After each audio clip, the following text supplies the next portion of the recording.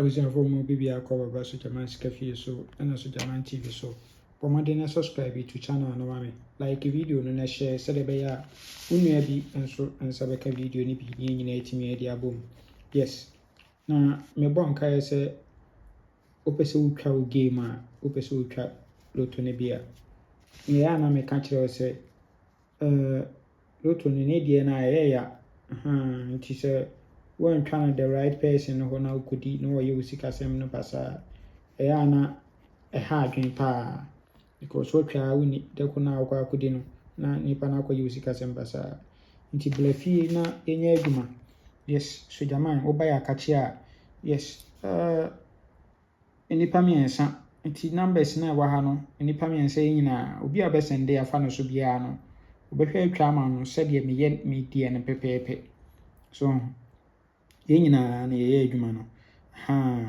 because nipa ne dɔɔso no menko a men sent me nkata mu nyina mo so nti wo se nso me bie mata ban mu na ebia wa wo send game ba mintimi nyama wontem no na nso wo de akɔ ɔma aka yi hɔ no mo behwe atwa ma kama so yes nti no ofa number ya 0599212255 sister Selena obehwe atwa ma kama Ofa 0246898449 and also Mr. Foster and also be kama and 0593673300 and also yes Jaman me ankasa me number no yes nti yemumu bia wo de ba ye be kama yes Friday bonanza ye be on 30% commission for Friday bonanza nti blafie ni anya adwuma ne hwe de wo for Friday bonanza ne hwe setup we transfer from Lucky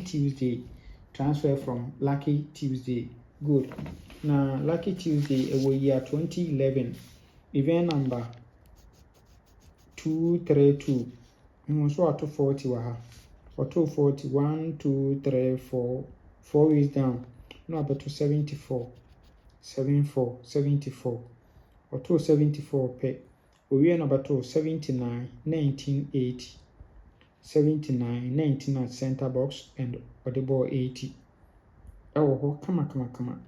And 74 we year basic machine a diabo 35. Which is a wabo 3 a servo 2 our machine. Inti wabo 1 about 3 a servo 2 machine. Inti the next event no between winnie betene pecrana obeko a subeko. Inti now was a yede ekoguso wo ho pemi event na we are no yi de chassis no ehye ensa na se no 28 44 55 no yes na we etwa mesra we are betimi atry pole to pole 52 62 no difference 10 no nso ewo ho ahwe good na ehwe current na say no be yisha no over 240 no ha 1 2 3 4 no about to 74 we are my 79 19 at center box, no the ball 80. 135 74 our machine. So until we there was for event in Kudi. For event no in Kudi. Good. Near here second setup. And also transfer from midweek event number 855.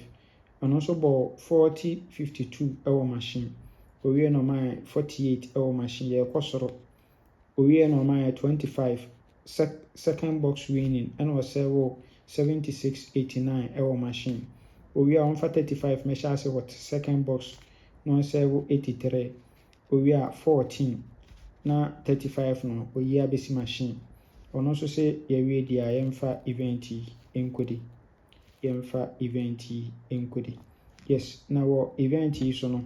Me pese be twabuto na eguso no 4334 no 4334 no be ye atwa so no tie pe me event na ewia na ewi ye 34 43 no atwa enso ewo so eno so ba current na say no abehye no nti obetwa 40 52 ewo ha owi e pe no ma 48 center box owi e pe no abema 25 second box no asel 76 89 we are not the 35 abashasi na wasevu 83 enso ewo machine we pe na beto we say no about after 35 no no abeto 14 na 35 no oyi akọ machine e de abebo 74 so good ti sa pepe na ohyehyɛ no aha e de amaye yes into these two events no na ya kan so ani a ye de ekɔ yes e de kɔ fisika abafie yes Friday bonanza de so jaman de se de muni me dada no last week yedi Thursday yedi Friday yes into this week Friday bonanza ye to aso na men kan ho o men kwatenti ahode wo bye bye